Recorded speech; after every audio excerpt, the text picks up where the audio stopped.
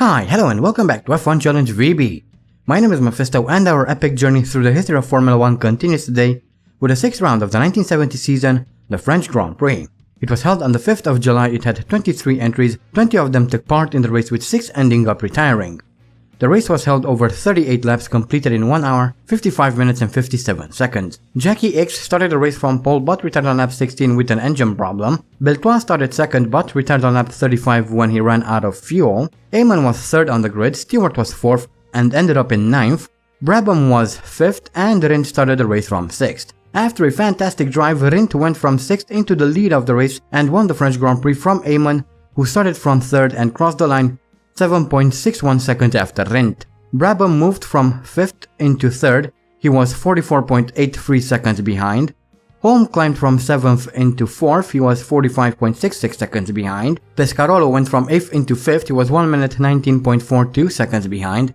And Gurney, who started the race from 17th, rounded off the top 6, he was 1 minute 19.65 seconds behind. Jack Brabham was the fastest man of the race and posted a time of 3 minutes and 76 seconds. Welcome to the picturesque Clermont Ferrand circuit where a lap starts off with a short sprint into turn 1, a medium speed left-hander. This takes us onto the longest straight of the track, ending with turn 2, a medium speed right-hander, with a bit of a camber to it. A bit later on we reach Golf, a fast left-hander. Be careful as it is easy to plant the car into the wall on the outside. Later still we come into Le Belvedere, a tight cambered 180-degree right-hand hairpin. We continue on and eventually we make our way through a medium speed blind left-hander. Be careful as there is a drop on corner exit.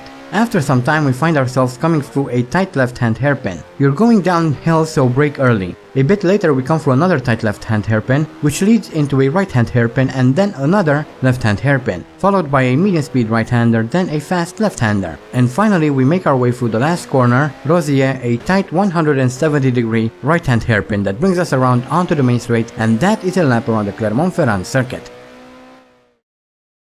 And here we are in qualifying for the French Grand Prix, coming around to set our first and only qualifying lap, a 3.13.380, which isn't all that good. That's very slow in fact, but unfortunately I cannot go any faster. I just cannot get enough speed out of this car. As we now take a look at the previous French Grand Prix winners. Last time, in 1969, Higgs Sr. managed to win it, so hopefully Oliver will be able to do the same. And we have Jochen Rindt on pole with Clay Regazzoni in second, Jackie X starting from 3rd, 4th is Denny Holm, 5th Joe Siffert, Andrea De Adamic starting from 6th, Chris Eamon is 7th, 8th is Jack Brabham, in 9th we have Rolf Stommelen, followed by François Sever in 10th, in 11th we have Emerson Fittipaldi, followed by George Eaton in 12th, 13th is Jackie Stewart, 14th is Henri Pescarolo, 15th Pedro Rodriguez, 16th is Ignacio Giunti, followed by Graham Hill in 17th, in 18th we have John Miles, Ronnie Peterson 19th, Jean-Pierre Beltois 20th, 21st Mario Andretti, 22nd Bruce McLaren, 23rd Oliver Higgs, which is I believe his highest starting position as of yet, Silvio Moser 24th, 25th Hubert Hanna, 26th John Surtees, 27th Dan Gurney, 28th Brian Redman, 29th Jackie Oliver, 30th Peter de Klerk, 31st is Peter Gethen, and starting from 32nd is Alex Soler-Roig. So that is the grid lineup for today's French Grand Prix. Hopefully it will be a good one. At least that would be the plan, but things don't always go the way you want them to, now do they? So buckle up because this is going to be a bumpy ride. Oh yeah, and you'll soon find out what I mean by that. Anyway, we are off and that was kind of, well, a decent start as we come through turn 1. I managed to briefly take 20 seconds, but Bruce McLaren goes on the outside and manages to overtake me as I lose control of the car. Not quite sure what I did there as we take a look at a replay of the start. As we know, Clermont Ferrand is famous for having very good camera positions on the track, so expect to see a lot of very good action here as we come out of turn 1 there and I lose control of the car. Again, I'm not quite sure how I managed to lose control, but anyway, here we are coming through La Belvedere. I tried to avoid crashing into the back of that Ferrari, I believe it was, as immediately someone crashed into me from behind. I lost my rear wing, and the impact also destroyed my engine, so that's pretty much it for the French Grand Prix for Oliver Higgs. And well, without further ado, cue the music, because as I said, this is going to be one hell of a ride. There will be a whole lot of replays today here, so buckle up, because this really is going to be a bumpy ride. And here we are. Here is Higgs coming into La Belvedere, and I'm not sure who it was, but someone did indeed crash into me from behind, and well, I don't know why anyone was going that fast through there, because even if there wouldn't have been any cars there, there's no reason to go that fast through there. It's actually dangerous to be going that fast, so no, I have no idea what happened there. Oh, and Jack Brabham decided to go for a walk in the woods, I guess, I don't know. Oh boy. I mean, I really don't know what to say about any of this. This is classic F1 VB AI behavior, I guess. And obviously we also have these absolutely fantastic angles, which tell about what is happening out on track. I mean, you know, it's very important to see the tents in the paddock. We have to see where the drivers spend their time when they're not racing, right? I mean, yeah, that's quite important to know. And as we see a bunch of cars coming into the pit to return now. Oh, and here is a retirement that isn't crashing or isn't pulling into the pits. Anyway, enough of that. Let's get back to the juicy bits. Let's get back to crashing all over the place. I mean, that's the fun part, right? I don't know. I mean, this is quite par for the course. My car is obviously still there. And wow, that was quite interesting. I'm actually amazed that the front wing was still bolted onto the car, even though he lost his front left wheel. And I'm not quite sure what's happening there. I think I can see some smoke through the trees, but I'm not sure. I'm not sure. I obviously don't know who it was. Well, you guys will see the name tags in the upper right section of the screen, but I don't have them up yet, so that's going to be interesting.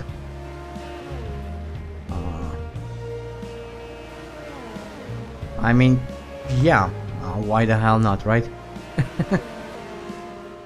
I don't even know what I'm talking about anymore.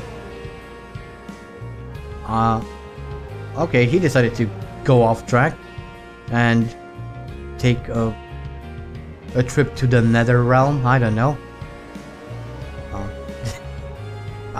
I really don't know what's happening with the AI in this race. They're absolute morons. I think I want to say. I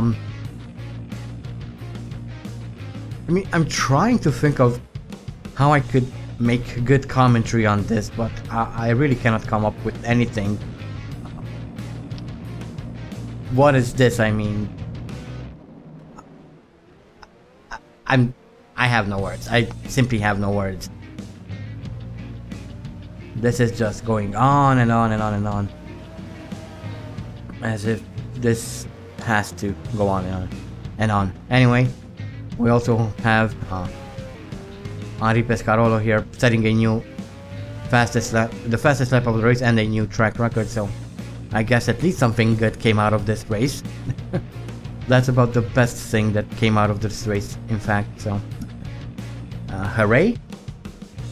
Question mark? Maybe? No. Okay, moving on then. I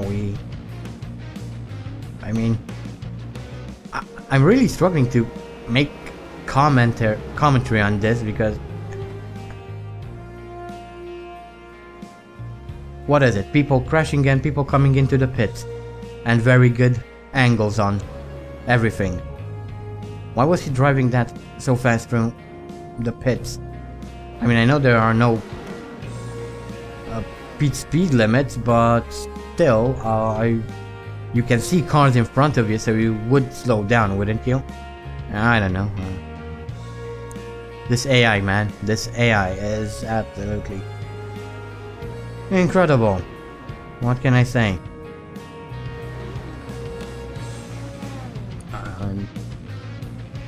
Wow, he faced through the floor somehow. So that's his stuff done, his race done, and ooh, we have a mechanical failure. Fancy that. Something different this race. Oh boy. I mean, what even is this? What even is this? I sped up this part of the footage because it took a little bit of time and I wanted to... For some reason I wanted to show you Bruce McLaren driving in reverse at very slow speeds. Anyway, we finally reached the end of the race as we see John Miles coming around to finish the race and win the French Grand Prix. He's the only person who managed to finish the race, so congratulations to him. 31 idiots retired. Obviously, I retired because someone crashed into me and destroyed my engine. Even if my engine wouldn't have been destroyed, my rear wing would have been, and I'm not sure if... And back then they replaced rear wings. Actually, I'm pretty sure they didn't, so the race would have been over anyway for Oliver. So yeah, what can I say? That was a very, very, very bad French Grand Prix for everyone. So let's just move on because I really have no words. So yeah, let's move on. And here are the career statistics. This was Oliver's 6th Grand Prix. His best start is from 23rd, has no pole positions, has set one fastest lap. His best finishes in first, has completed 4 races, 2 of them in the points, has won 1 Grand Prix, hasn't won in Monaco yet, hasn't won a championship either, has scored a total of 11 points, has retired twice, has experienced 106 out of 137 laps, has no bronze trophies, no silver trophies, 1 gold trophy, and as an extension 1 podium. And here is a quick look at the championship standings. Pedro Rodriguez still leading the championship with Hubert Hanna and Jackie Oliver sharing 2nd. Oliver Higgs is 4th, Pierce Courage, John Miles and Mario Andretti sharing 5th. The last person with points is Jackie Stewart down in 19th. And bringing up the bottom of the driver standings is Brian Redman down in 35th. So those are the drivers. Let's now move on to the constructors, where we have Yardley Team BRM still leading the championship with Goldleaf Team Lotus in 2nd, 3rd Hubert Hanna Racing, 4th Pete Lovely Volkswagen Incorporated, 5th is shared between Frank Williams Racing Cars and STP Corporation. The last team with points are Colin Crabb in 13th, and bringing up the bottom of the constructors are Owen Racing Organization down in 19th. So that was the French Grand Prix. What a disappointing race for pretty much everyone, really. Except for François Sevet, obviously. He deserved to retire. Well, at least in Oliver's mind, so we'll just go with it. Don't get me wrong, I personally have nothing against François Sevet. I actually think that he was an absolutely fantastic Formula 1 driver, and if he wouldn't have died, I'm pretty sure he would have gone on to have a very, very good career in Formula 1. However, we are talking about the AI François Sevet, which, well, let's just say that I don't really like François Sevet's AI. Anyway, enough about that. Yeah, that was, I don't know, not a very good French Grand Prix. We had 31 out of 32 starters retiring, which is bad. It's very bad. So, yeah, what can I say? I really don't know what to say, so let's just move on. Our next race is the British Grand Prix at the fantastic Brands Hatch circuit. I'm looking forward to it. That's another circuit I really enjoy driving around, so hopefully that will go a little teeny tiny bit better. I don't know, maybe, perhaps, I don't know. We'll see once we get there. So yeah, that is it for this video. Don't forget to vote for next season's team. Link, as always, is in the description. Other than that, I hope you guys enjoyed this video. Thank you so much for watching, and as always, stay sharp.